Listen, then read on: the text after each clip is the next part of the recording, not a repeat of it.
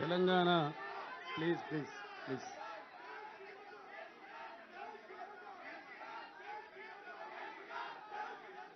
Please please Nagesh please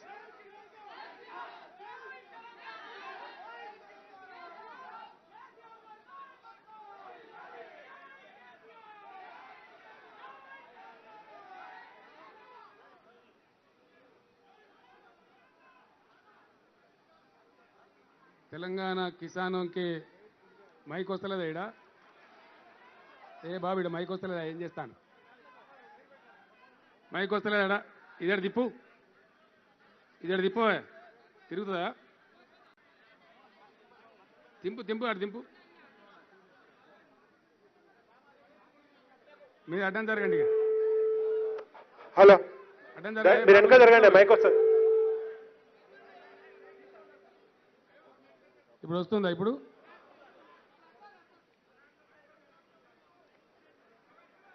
Telangana राज्य के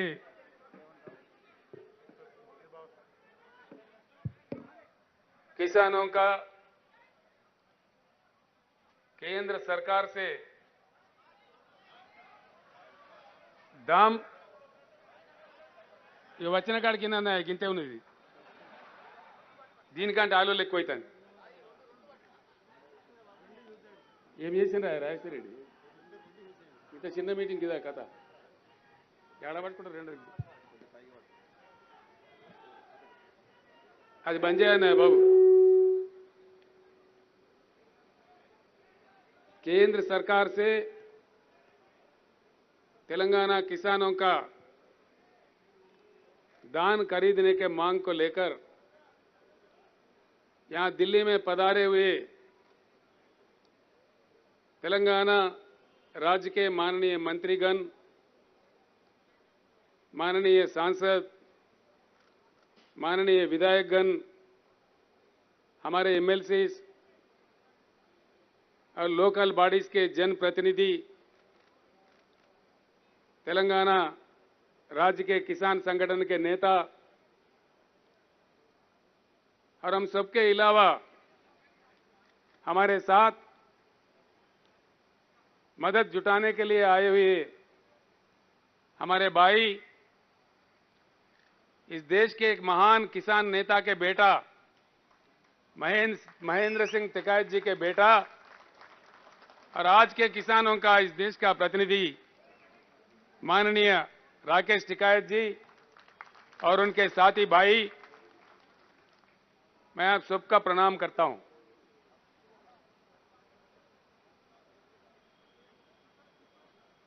आज इतने दूर करीब 2000 किलोमीटर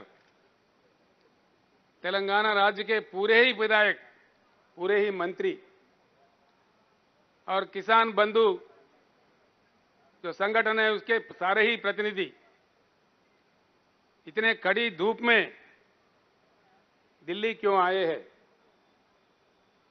क्यों आना पड़ा, क्या मजबूरी थी? जैसे हमारे बालकृष्ण अभी गा रहे थे, क्या पाप किया तेलंगाना के किसानों ने? धान उगाना ही पाप था? भारत के प्रधानमंत्री नरेंद्र मोदी जी को मैं चेतावनी देना चाहता हूं कि आप चाहे किसी से भी खिलवाड़ कर सकते हो, लेकिन किसानों से नहीं। भारत का इतिहास बताता है, जहां भी कष्ट पाकर किसानों के आंखों से पानी निकले, वहां की सरकार जरूर सत्ता से बाहर निकले। ये शक्ति हमारे देश के किसान में है। सत्ता में कोई परमानेंट नहीं है, लेकिन जब आप सत्ता पे हो, उस नशा में होश खो जाके आप और आपके मंत्री दूसरे मंत्रियों के साथ, राज्यों के मंत्रियों के साथ, किसानों के साथ एक अपमानित रूप से व्यवहार करे, ये बिल्कुल हमें स्वीकार नहीं है। जब हमारे निरंजन रेड्डी जी, हमारे कृषि मंत्री और उनके साथ कुछ मंत्री दिल्ली में आए थे तेलंगाना किसानों को मांग लेके। यहां के आपके मंत्री पीयूष गोयल साहब का जो व्यवहार था बहुत ही बुरा था, बहुत ही अपमानित था। बेहतरीन चावल उगा के देश को अन्न देने वाले अन्नदाताओं को इस पीयूष गोयल जी ने कहा, भाई किनकी खिलाओ, किनकी खिला, किनकी यानी के टूटा हुआ राइस के टुकड़े। बेहतरीन राइस उगा के देश को अन्नदान देने वाले किसानों को से कहा गया कि आप किनकी खाओ, तेलंगाना जनता को ये आदत डालो कि टूटा हुआ राइस खाओ। यह है मर्यादा। भारत सरकार का यही नीति है। जो भी एक न्यायिक मांग लेके आए, धर्म का मांग लेके आए, उसके साथ ये व्यवहार हो, ऐसा हो। वो मंत्री पीयूष गोयल नहीं है, पीयूष गोलमाल है। वो समझता क्या है मुझे समझ में नहीं आता।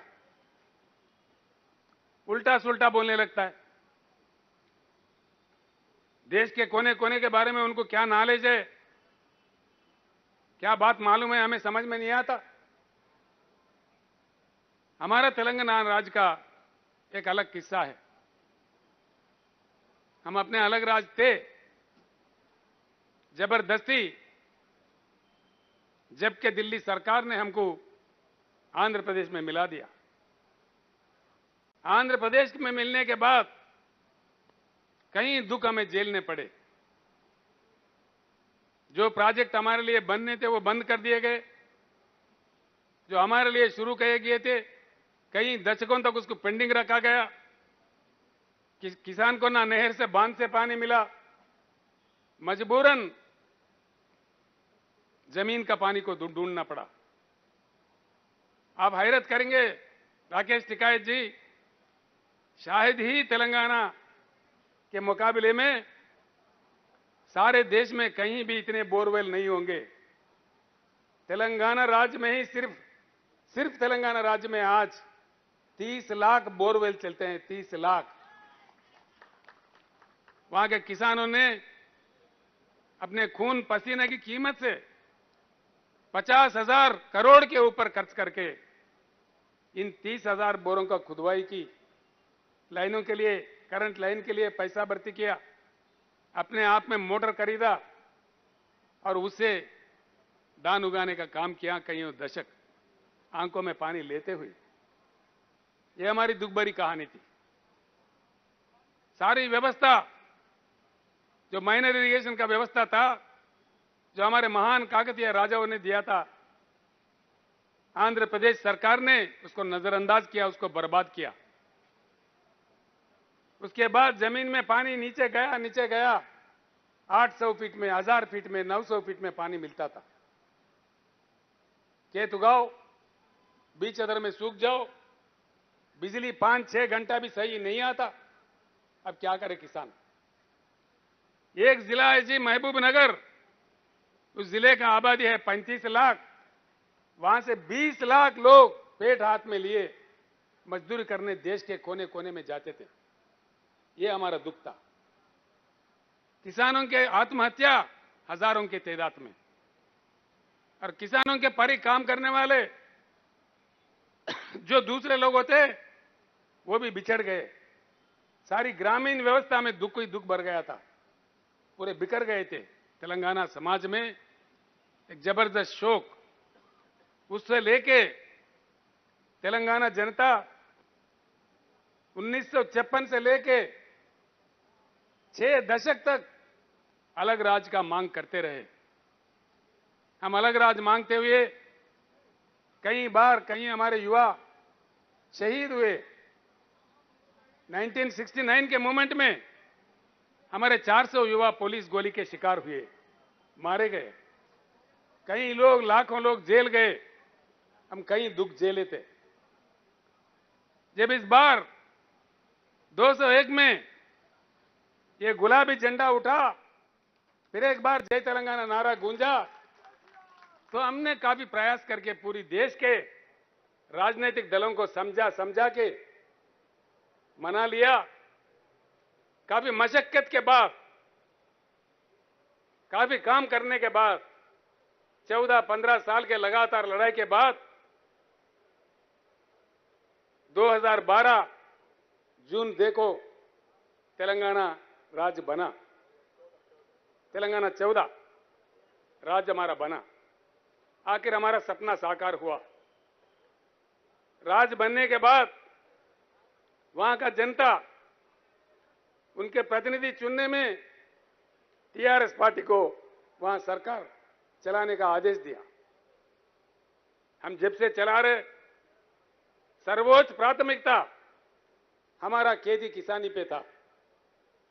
हम सारे जलाशय, जो तालाब गांव-गांव में होता है, 46,000 तालाबों का पुनरावृत्ति किया मिशन काकतीय के नाम। अब वो सारे के सारे हरे भरे दिखते हैं।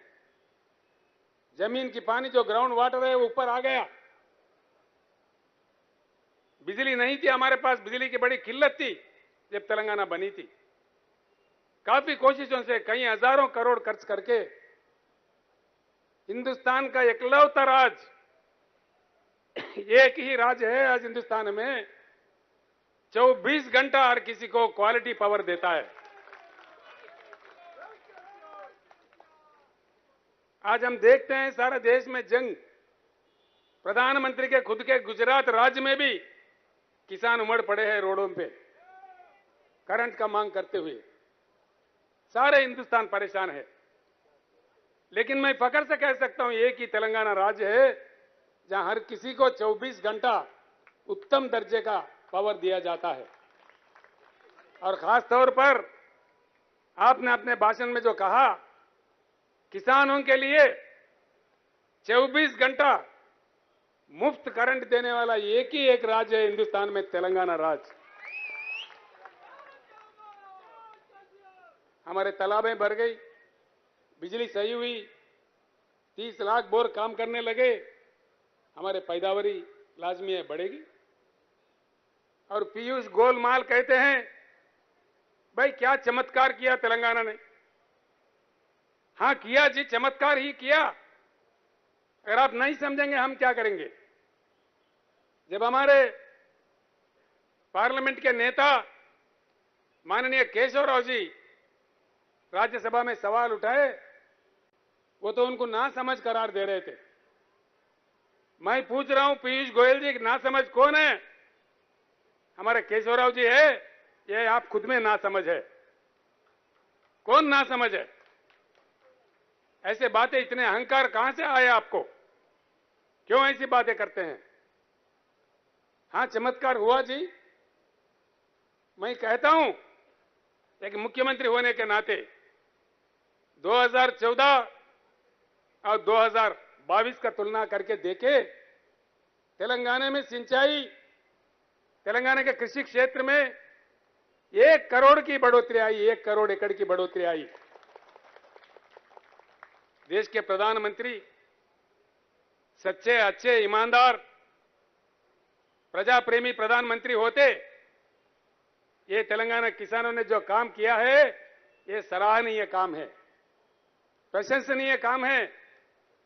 प्रधानमंत्री जी का कर्तव्य यह बनता है कि इसको सराहना चाहिए।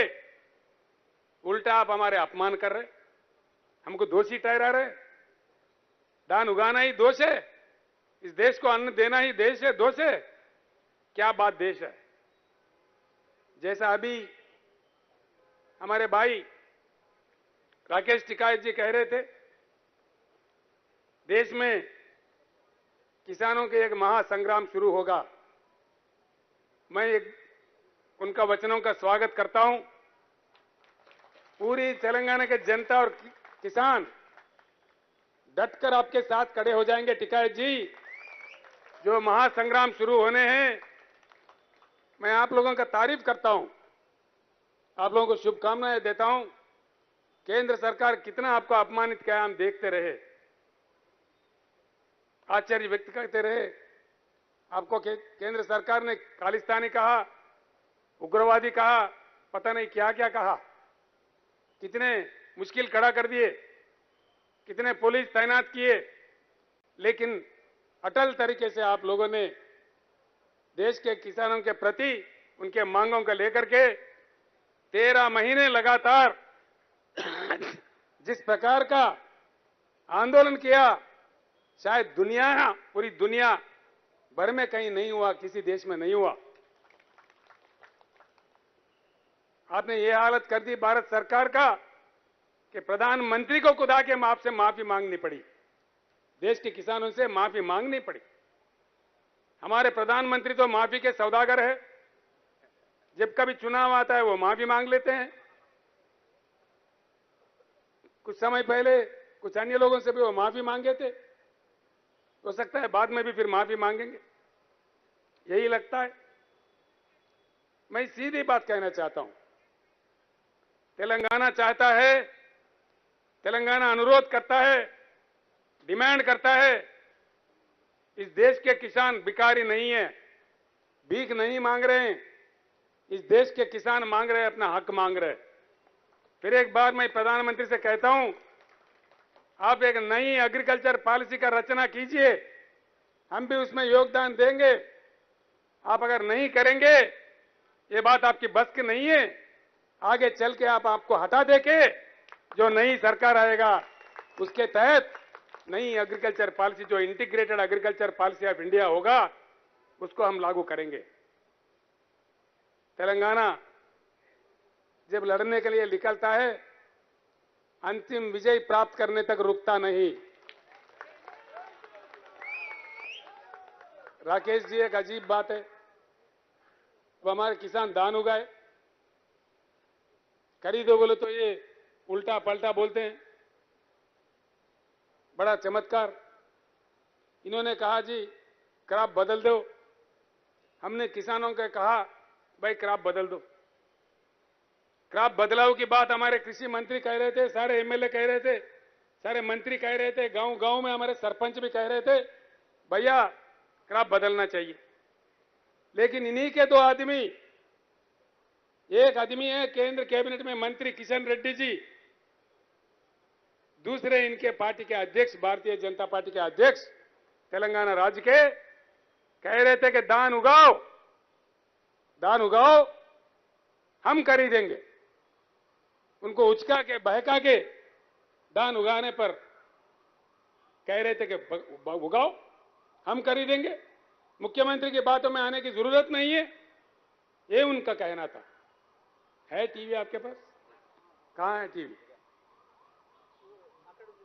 उस राइस को, चावल को, पैडी को केंद्र सरकार के द्वारा खरीदने का सिलसिला चलता है। मैं कल यही बताया, जो एग्जिस्टिंग जो क्रॉप है, जितने भी वो वाइल्ड राइस हो, रा राइस हो, केंद्र सरकार पूरा भारत सरकार खरीदने वाले है। ఒకటే ఉంది రెండు ఉన్నాయా? ప్రతి గింజ కొట్టని చెప్పి కిషన్ రెడ్డి గారు చెప్పారు, నేను చెప్పిన పండించిన ప్రతి గింజ కొనే బాధ్యత మాది.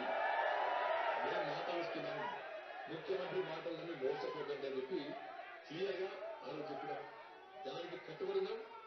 ఇలా దీనికి అనుగుణంగా మా కేంద్ర మంత్రి పీయూష్ గోయల్ గారు పార్లమెంట్ లో పదవి చేశారు. దాన్ని గుర్తుంచుకోవాలి. सुना टिकायत जी, ये किशन रेड्डी साहब का टीवी का बयान है जो हमने अभी प्रदर्शित किया।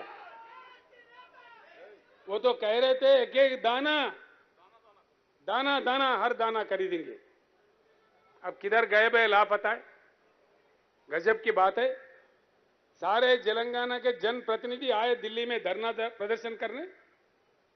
भाजपा का षड्यंत्र देखो, हैदराबाद में वो धरना कर रहे, कितने गंदी बात है। क्यों कर रहे हो भाई, किस लिए धरना कर रहे हो? शर्म करो अपने आप पे, कम से कम शर्म तो होना चाहिए।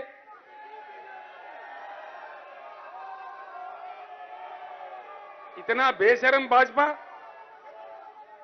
इतना बेशर्म क्यों धरना कर रहा है बीजेपी? किस वास्ते धरना कर रहा है? मैं आज बताता हूं,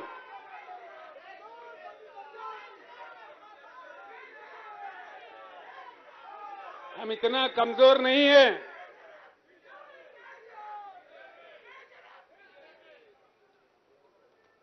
तेलंगाना सरकार इतना कमजोर भी नहीं है कि हमारे किसानों को गंगा में ढकेल देंगे। नहीं, ऐसा नहीं होगा। हमारे जान जाने पर भी ऐसा नहीं होने देंगे।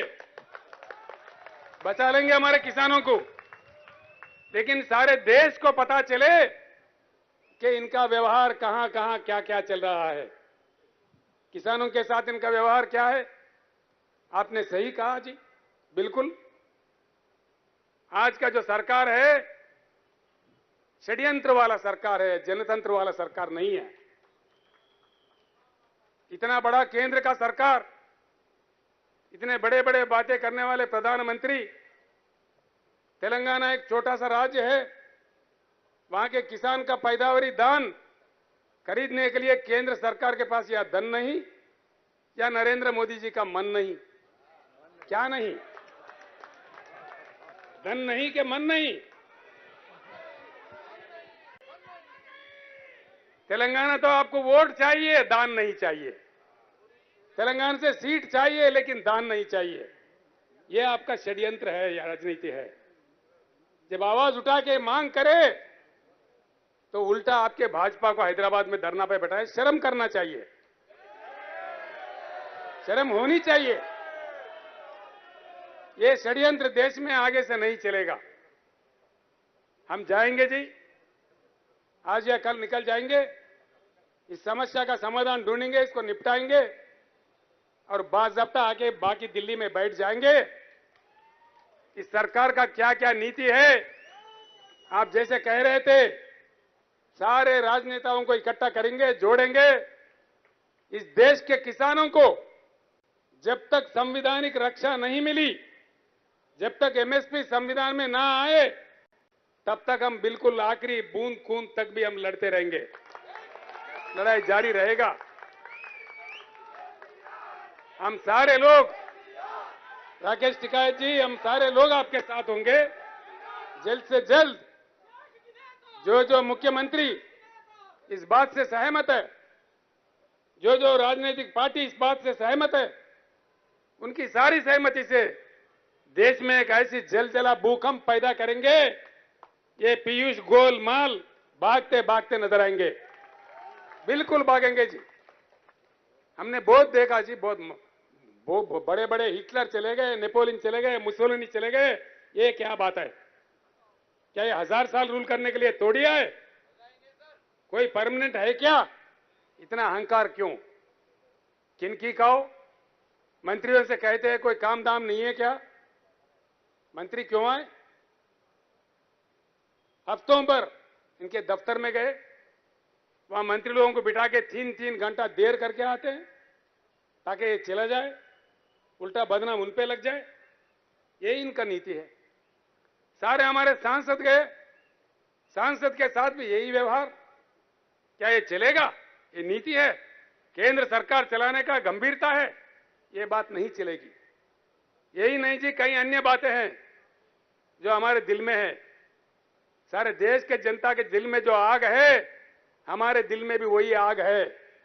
ये आग फैल जाएगी। ये आग आपको खत्म करने तक नहीं छोड़ेगी। जो आप कर रहे हैं, इस सरकार का सीधी नीति है। मैं इस सारे हिंदुस्तान के किसानों भाइयों से भी कहता हूं, सरकार का नीति साफ है। ये पूरा किसान खेती कारपोरेटों के वश करना चाहता है। कारपोरेटों को देके किसान जमीन छोड़ दे और अपने ही जमान में किसान नौकरी बन के काम करे, नौकर बन के काम करे। ये इनका नीति है। ये कहते हैं मीटर लगा दो। अभी आपने डिमांड किया किसानों को मुफ्त में मिलना चाहिए।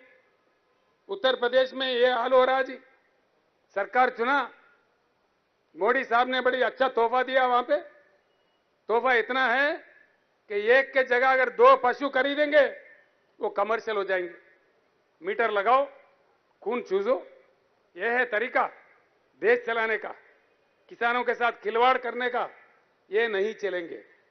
इसके अलावा भी जो भी इनके खिलाफ बोलते हैं उसका अपमान करना, उसका विरोध करना, जो विपक्षी नेता विपक्षी दल होते हैं उनके पीछे सीबीआई लगाओ, ईडी लगाओ, इनकम टैक्स लगाओ, इनके पार्टी के अंदर सारे सत्य हरिश्चंद्र है। देखिए, इनके पार्टी के अंदर सारे के सारे सच्चा हरिश्चंद्र है या उनके भाई है। एक भी नेता खराब नहीं है जी। भाजपा के एक नेता के ऊपर भी ना ईडी जाता, ना सीबीआई जाता, ना खुद जाता।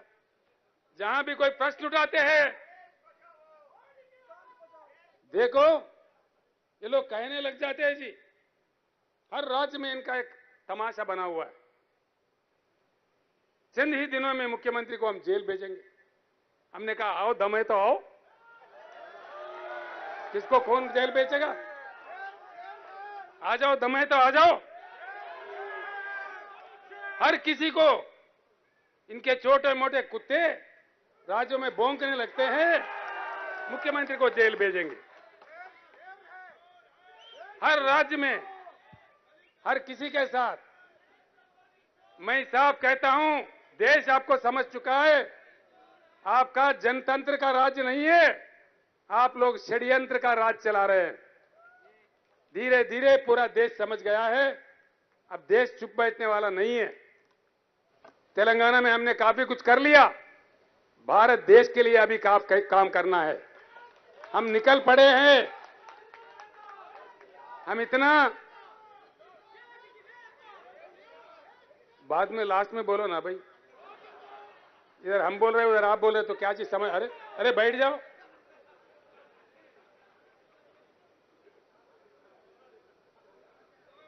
खड़ी धूप है, हम सबको जाना है, सक्षम जाना है। दान नहीं खरीदेंगे तेलंगाना में। किसान देख रहे हैं आपकी तरफ। नरेंद्र मोदी जी को, पीयूष गोयल जी को मैं दो हाथ जोड़ के प्रणाम करके तेलंगाना किसानों के तरफ से अनुरोध करता हूं, जैसे सारे जगह से दान खरीद रहे हो, तेलंगाना भी दान खरीदो। 24 घंटे हम इंतजार करेंगे। क्या आपसे कोई आदेश आएगा? 24 घंटे के बाद हम फैसला लेंगे। क्या करना है हमें मालूम है। जो करना है हम करेंगे। उसके साथ बस पीछे ही पीछे आपके पीछे पड़ना है। वहां काम निपटा के अब हम निकल पड़ेंगे देश पे। अब देखिए क्या क्या होता है। बात कहां से कहां तक जाता है, किस प्रकार से ले जाया जाता है। काफी बातें हैं। अगर वो मैं बात करने लगूं तो कहेंगे भाई राजनीति करने आए कि दान लेके, दान का मुद्दा लेके आए। अब हम सिर्फ दान का मुद्दा पे ही बात कर रहे हैं, किसानों का मुद्दा पे ही बात कर रहे हैं। राजनीति की बात मैं वापस दिल्ली आके करूंगा, बहुत कुछ करूंगा। इनके क्या क्या षड्यंत्र है, इनके क्या क्या कथाएं हैं, सारे भांडा इनका फोड़ते हैं। किसके साथ किस प्रकार का व्यवहार इन्होंने कर रहा है, ये सारी बातें बड़ी बड़ी बातें हैं। हम वापस आके दिल्ली पूरे हमारे दोस्तों को, जो हमारे साथियों को बुला के बैठ के बात करके राष्ट्रपति चुनाव के बारे में बात करना है और इनके नीतियों के बारे में बात करना है। उन सारे चीजों का करते हैं। राकेश टिकैत जी को फिर एक बार मैं कहना चाहूंगा, आप तो लड़ते रहे, आपका पिताजी भी लड़ते रहे।